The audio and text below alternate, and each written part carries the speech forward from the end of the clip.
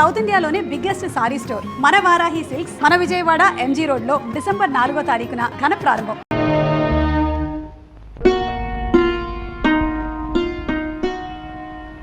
పాపకు పాలు పట్టాను, నువ్వు అన్నం తిన్నావా బావా? అయితేరా తిందువు గాని. జ్యోతి, ఏం బావా? నీకు విషయం చెప్పాలి. ఏమిటది? రేపటి నుంచి నువ్వు ఇంటికి రావద్దు. బావా? అవును జ్యోతి, నువ్వు రోజు ఇంటికి వస్తున్నావు. నా బిడ్డకు తల్లి లేని లోటు. నిజానికి నీకు నేను ఎంతో రుణపడి ఉన్నాను. కానీ లోకులు వాళ్ళ నోళ్ళు ఊరుకు నిన్ను నన్ను కలిపి కట్టుకథలు అల్లుతారు. నాకెలాగో తీర నష్టం జరిగిపోయింది. తలెత్తుకోలేక సంఘంలో జీవోత్సవంలా బ్రతుకుతున్నారు. నా వల్ల కానీ నా బిడ్డ వల్ల కానీ నీ బ్రతుకు ఎలాంటి కష్టం కలగకూడదు.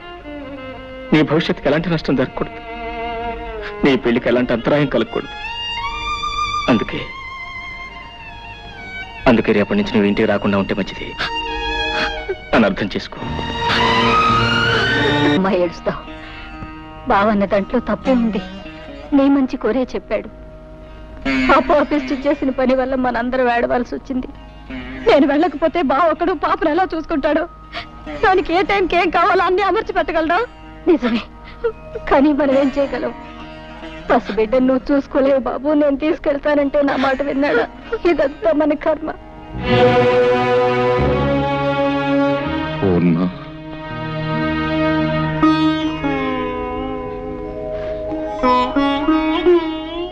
ఈ విషయంలో మనం చేసేది లేదంటావా? ఏముంది, అది చేసిన పనికి జీవితం అంతా ఏడవడం, మనవరాళ్ళు కూడా ముద్దాడుకోలేని దౌర్భాగ్యానికి కుమిలిపోవడం. ఈ జరిగిన పొరపాటులు కొంత బాధ్యత నాది ఉంది పూర్ణ. మీ బాధ్యత? అవును, అతనికి మన అమ్మాయి తగింది ఎంత మాత్రం కాదు అని నువ్వెన్నిసార్లు చెప్పినానే వినిపించుకోలేదు. పెళ్ళయ్యాక దాని గుణం మార్చుకుంటుంది అని ఆశపడ్డానే కానీ ఇలా మనకందరి గుండెల్లో చిచ్చు రగులుస్తుంది అనుకోలేదు. జరిగిన పొరపాటును దిద్దుకోవాలి. మన అల్లుడికి న్యాయం జరిగిపోయింది. అతనికి న్యాయం చెయ్యాలి. ఎలా? ఏం చేస్తారండి?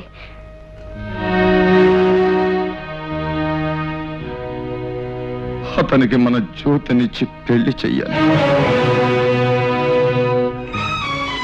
ఏమిటి మావయ్య ఉన్నది? నాకు మళ్ళీ పెళ్ళే? వద్దు మావయ్య, నాకు అలాంటి ఆలోచన లేదు. నాతో కలిసి 7 అడుగులు వేసిన మనిషి, నాతోనే జీవితాంతం గడుపుతాన్న మనిషి మధ్యలోనే మాట తప్పి వెళ్ళిపోయిన తర్వాత మళ్ళీ ఇంకో బంధం ఎందుకు మావయ్య? ఎలాగో ఒంటరి వాడిని అయిపోయాను. ఈ జీవితం ఇలాగే ఒంటరిగానే గడిచిపోయి నా జీవితం ఆరిపోయిన దీపం లాంటిది. ఇక ఏ జ్యోతి తిరిగి వెలిగించలేదు. లేదు బాబు, మా జ్యోతి తప్పకుండా నీ జీవితానికి వెలుగునిస్తుంది. వద్దు మావయ్య, జ్యోతికి వేరే ఏదైనా మంచి సంబంధం చూసి పెళ్లి చేయండి. నా మాట వినండి. మా మాట కూడా కాస్త విను పాపు. కన్న పాపానికి మేము, కట్టుకున్న నేరానికి నువ్వు, తోడపుట్టిన దురదృష్టానికి దాని చెల్లెలు అందరం బాధపడుతున్నాం. అది గడప దాటిన క్షణం నుంచి నీ మావయ్య కానీ నేను కానీ కంటి నిండా నిద్రపోయావా, కడుపు నిండా తిండి తిన్నావా? ఒక్కళ్ళ మొహాల్లోనైనా కనీసం చిరునవ్వు కనిపించిందా? ఎవరికీ మనశ్శాంతి లేకుండా ఎంతకాలం ఇలా? అది పెట్టిన చిచ్చు కన్నీళ్లతో ఆరిపోయేది కాదు బాబు. నా మాట విను. నువ్వు మా జ్యోతిని పెళ్లి చేసుకుంటే దీనికో తల్లి దొరుకుతుంది, నాకు మనశ్శాంతి దక్కుతుంది. నువ్వెవరివో ఎక్కడ వాడివో అయితే ఇలా అడగడానికి నాకు నోరు వచ్చేదే కాదు. కానీ మేనల్లుడుగా రక్త సంబంధం ఉన్న మనిషిగా అడుగుతున్నా. కాదను. మావయ్య, నువ్వు చిన్నవాడివి, ప్రార్థించకూడదు. నేను పెద్దవాడిని, ప్రాధేయపడకూడదు. కానీ ఇప్పుడు ఆ రెండు చేస్తున్నాను. ఇవి చేతులు కవలుడు. మావయ్య, అలాగే మీ ఇష్టం వచ్చినట్టు కానివ్వండి.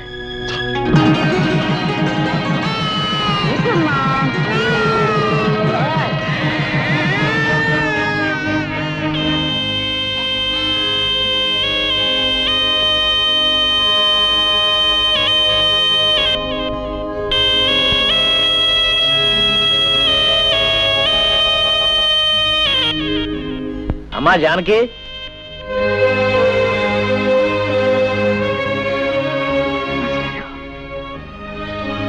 ఏమ్మా కులాసయ్యనా? తాలూకా ఆఫీసులో పనుండి వచ్చాను.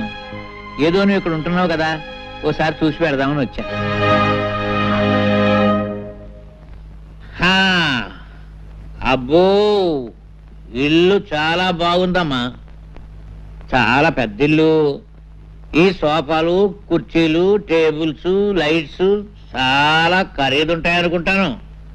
చాలా సంతోషం తల్లి.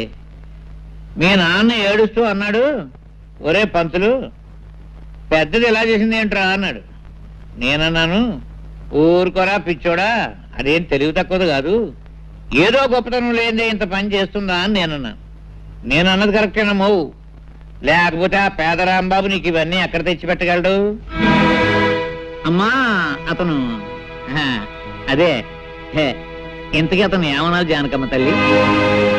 భర్త అనడానికి కుదరదు, ఎందుకంటే అతను నీ మెళ్ళలో తాడి కట్టలేదు కనుక. పోనీ నేను అతని భార్య అందామా, అది కుదరదు. ఏమనాలబ్బా, ఏమిటో ఏమనాలు యథోపరికి తోచావడం లేదు. పాఠాలంటే చెప్తాను గాని భాష గురించి అంతగా తెలియదమ్మా. పోనీ ఏమనాలో నువ్వు, అదేమిటమ్మా, అదేమిటి ఎడుతున్నావా? Silence silence silence. నువ్వేదో ఆనందంగా సుఖంగా ఉన్నావేమో చూసి పెడదామని నేను వస్తే ఏడుస్తావేమిటమ్మా? Silence silence. అమ్మా ఏడవకూడదు. మాస్టారు, నేను తప్పు చేశాను మాస్టారు, తప్పు చేశాను. చచ్చా ఏడవకమ్మా, చేసిన తర్వాత తప్పని తెలిస్తే ప్రయోజనం లేదమ్మా. చూడమ్మా, నీకు గుర్తుందో లేదో, నీ చిన్నప్పుడు చదువుకునేటప్పుడు వేమన శతకంలో ఓ పద్యం, కులములోన ఒక్క గుణవంతుడుండిన కులము వెలయు వాని గుణము చేత. ఆ పద్యం నువ్వు తప్పు చదివితే నిన్ను నేను బెత్తంతో కొట్టాను. మరుసటి రోజు కరెక్ట్గా అప్పచెప్పావు. కానీ నీవు ఇప్పుడు పెద్దదానివి, బెత్తంతో మందలించవలసిన వయసు కాదు నీది. సరిదిద్దడానికి వీలున్న తప్పు కాదు నువ్వు చేసింది. అది పద్యం, ఇంకోసారి చదివితే వస్తుంది. కానీ ఇది జీవితం. ఇంకో జన్మ ఎత్తితే గాని చేసిన పొరపాటు సరిదిద్దబడదమ్మా. ఈ జన్మకింతే. సైలెన్స్ సైలెన్స్ అమ్మా. మాస్టారు బాగున్నారా మాస్టారు?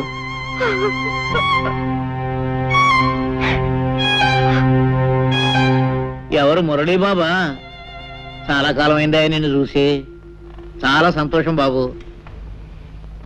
నీలో బాగా మార్పు వచ్చేసిందే.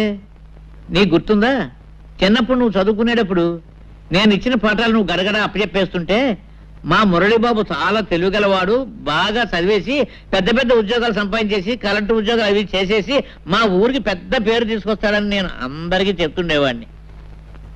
కానీ బాబు, మన ఊరి పేరు, పరువు, ప్రతిష్ట ఇలా బజారు పాలు చేస్తావని అనుకోలేదయ్యా. మాస్టారు అర్థమైంది మాస్టారు, మీరేమంటున్నారో అర్థమైంది. చూడండి, మేమేదో కాని పని చేశామనో చేయకూడని పని చేశామనో మీరందరూ అనుకోవటంలో తప్పు లేదు. కానీ ఒక్క విషయం ఆలోచించండి, ఆమెకు తన భర్తతో సుఖం లేదు. ఆమె లేకుండా నేను బ్రతకలేను. అందుకే అర్థం లేని ఈ కట్టుబాట్లని కాదనుకొని మేమిద్దరం కలిసి ఒక నిర్ణయానికి వచ్చి ఈ పని చేశాం. మేం చేసిన దాంట్లో తప్పే ఉంది. ఏమిటి ఏమిటి బాబు, నువ్వు చేసిన దాంట్లో తప్పేమీ లేదంటావా? ఆ సంగతి ఆ పిచ్చి పిల్లలు చెప్పవా బాబు. చూడు, ఏదో తప్పు చేశానని ఏడుస్తుంది పాపం. చూడు నాయనా, ఒక ఆడ మగ కలిసి కాపురం చేయడానికి రూపం, డబ్బు ముఖ్యం కాదయ్యా. అవే ముఖ్యం అయితే ఈ పవిత్ర భారతదేశంలో ఇన్ని సంసారాలు చల్లగా ఉండవు, ఉండబోవు. భర్తలో ఏదో లోపం చూశానని భార్య భర్తను వదిలేసి, భార్యలో ఏదో లోపం చూశానని భర్త భార్యను వదిలేస్తే మన సాంప్రదాయాలకి ఆచారాలకి అర్థం లేదు, మనకు బ్రతుకు లేదు నాయన. బాబు, అన్నేళ్లు లంకలో ఉండి నా భర్త వస్తాడు, నన్ను రక్షిస్తాడని ఆశగా ఎదురు చూస్తూ జీవించింది కాబట్టే ఇన్ని వేల సంవత్సరాలైనా సీతాదేవిని ఇంకా దేవతగానే కొలుస్తున్నాం. భర్త కుష్ఠరోగైన నెత్తి మీద పెట్టుకుని అష్టకష్టాలు పడింది కాబట్టి సుమతిని మహాపతివ్రత అన్నాం. బహుశా వాళ్ళు నీ అంత తెలివిగలవాళ్ళు కాకపోవచ్చు. చివరికి ఖచ్చితంగా నేను చెప్పేది ఏమిటంటే, ముమ్మాటికి నువ్వు చేసింది తప్పు తప్పు తప్పు. మాస్టారు, ముసలివాడిని నేను ఏదైనా పొరపాటు మాట్లాడుంటే మన్నించు.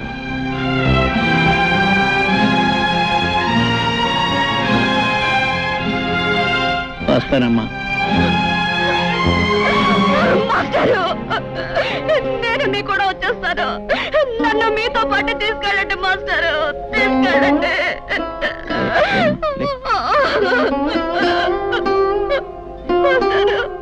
ఏమిటమ్మా, ఏమిటి పిచ్చి తల్లి? వస్తావా? ఎక్కడికి వస్తావు? ఎవరి దగ్గరికి వస్తావమ్మా? నా కూతురు చచ్చిపోయిందని తర్పణం వదిలేసిన మీ నాన్న ఇంటికి వస్తావా? తప్పు చేసిన నిన్ను మళ్ళీ ఎప్పుడూ ఆ ఊళ్ళో అడుగు పెట్టకూడదని వెలేసిన ఆ ఊరికి వస్తావా? పోనీ రాంబాబు ఇంటికి తీసుకెళ్దామంటే నిన్న రాత్రి నీ చెల్లెలతో అతనికి పెళ్లి జరిగిపోయింది. అంతేనమ్మా, అంతే. ఒకసారి గడప దాటిన ఏ ఆడదాని బ్రతుకైనా జీవితాంతో సైలెన్సేనమ్మా, సైలెన్సే, సైలెన్సే.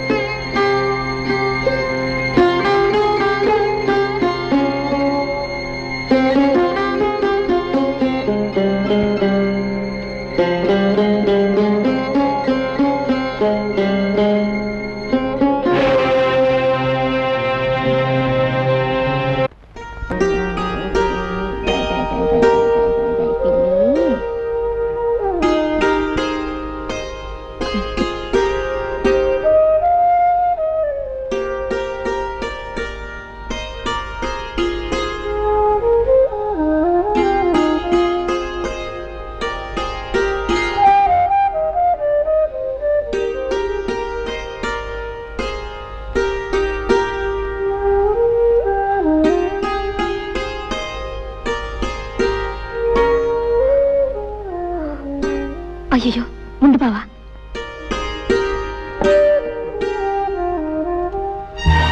ఈ గదిలో ఒక్కగానే ఉంది. ఒక ఫ్యాన్ కొనుక్కోవచ్చుగా.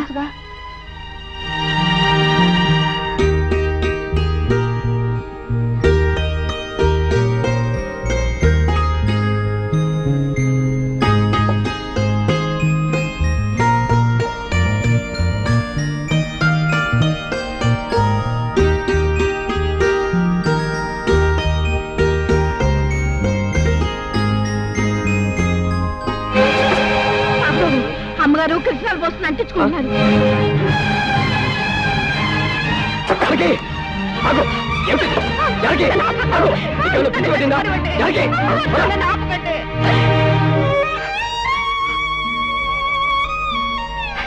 అయిన వాళ్ళందరినీ కాదనుకొని నాతో వచ్చింది చచ్చిపోవటానికి. ఆ జానకి కాదు, కానీ గడప దాటినాడే నేను చచ్చిన దాంతో సమానమని తెలుసుకోలేకపోయాను. అసలు అసలు తప్పంతా నాది చిన్నబాబు. జరిగింది తప్పే అయితే అందులో ఇద్దరికీ సమానమైన బాధ్యత ఉంది. నాతో రమ్మనమని అడగటం నా తప్పైతే రావటం నీ తప్పు. నా కూడా రావటానికి నీకున్న ధైర్యం నాతో జీవితం పంచుకోవటానికి లేకపోయింది.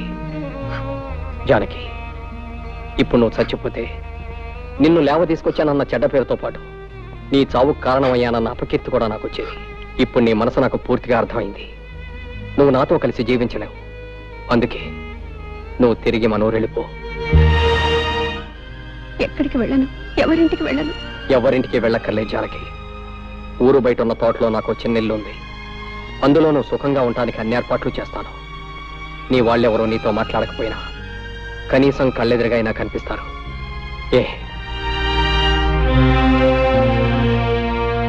అయితే ప్రొద్దుటే ప్రయాణానికి సిద్ధంగా ఉండు. ఈ రాత్రికి అన్ని ఏర్పాట్లు చేస్తాను.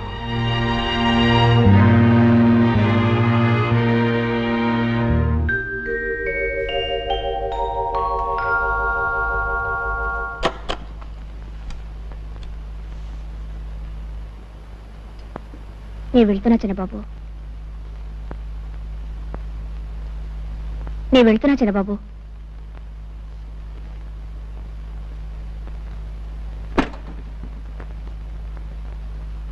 చిన్నబాబు, చిన్నబాబు,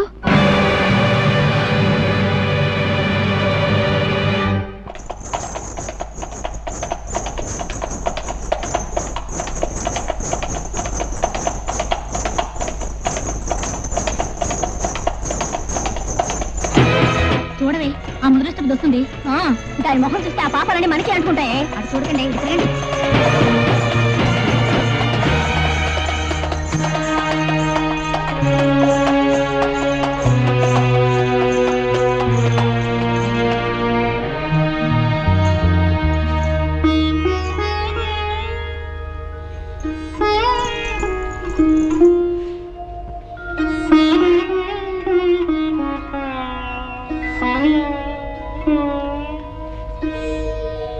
ఆవిడ గారు వచ్చిందట, తెలిసిందా? ఎవరావిడే? పెద్ద తెలియనట్టు అడుగుతావే. అదే ఆ జ్యేష్ఠాలమ్మ మళ్ళీ తగలడిందటగా. చేస్తాలమ్మా, ఆ పేరు ఇప్పుడు వినలేదే. ఇదిగో ఇలాంటి సమాధానాలు చెప్తే నాకు ఒళ్ళు మండుకొస్తుంది. చిచి, మళ్ళీ ఊరు రావడానికి మనసు ఎలా ఒప్పిందో. అంత సిగ్గుమాలను పనిచేసిన తర్వాత కూడా. రామరామ. ఏంటో రామరామ కృష్ణ కృష్ణ, అసలు విషయం ఏంటి చెప్పు. అట్నుంచటే పోతుంది అనుకున్నాను. ఆవిడ గారి గురించి ఇక్కడ ఎవరు బెంగ పెట్టుకున్నారని వచ్చింది మళ్ళీ. ఆవిడ గారు ఈవిడ గారు ఏమిటో గోల, అసలు సంగతి సూటికి చెప్పు. ఎందుకు రాద్దాంతం? అవును, ఎందుకు ఎవరావిడ? ఇంకెవరు? ఆవిడే, ఆ జానకమ్మ గారు. ఒకప్పటి మా అక్కయ్య గారు. ఊరవతల తోటలో ఉందట. నువ్వు చూడలేదా? లేదు. అయినా ఆవిడ విషయం మనకెందుకు? వస్తే ఎవడకు కావాలి, రాకపోతే ఎవడకు కావాలి. అవునులే. ఇదిగో నువ్వు గాని ఆ చుట్టుపక్కలకి వెళ్ళినట్టు తెలిసిందో నేను ఊరేసుకొని చచ్చిపోతాను, గుర్తుంచుకో. నీకేమైనా పిచ్చి పట్టిందా? నేను ఎందుకు వెళ్తాను? అయినా ఒకసారి మనల్ని కాదని వెళ్ళిపోయిన మనిషి గురించి మాట్లాడడం అవసరం. ఏదో ఆపుకోలేక అన్నానులే బావా. అవును, అసలు నువ్వేం తినలేదేంటి? ఉండు, నేను తినిపిస్తాను.